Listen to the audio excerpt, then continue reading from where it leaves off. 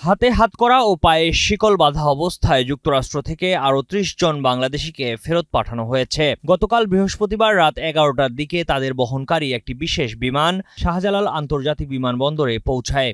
পরে রাত ২টায় কঠোর নিরাপত্তার মধ্য দিয়ে রানওয়ে থেকে শিকল খুলে অ্যারাইভাল গেটে নেওয়া হয় তাদের।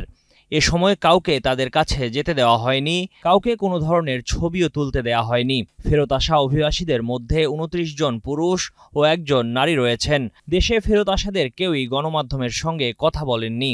মার্কিন প্রেসিডেন্ট ডোনাল্ড ট্রাম্প দ্বিতীয় মেয়াদে যুক্তরাষ্ট্রের প্রেসিডেন্ট হিসেবে দায়িত্ব নেয়ার পর অবৈধ অভিবাসীদের ফেরত পাঠানোর অভিযান জোরদার করা হয়েছে। এরই ধারাবাহিকতায় কয়েক দফায় বাংলাদেশি সহ বিভিন্ন দেশের নাগরিকদের ফেরত পাঠানো হয়েছে।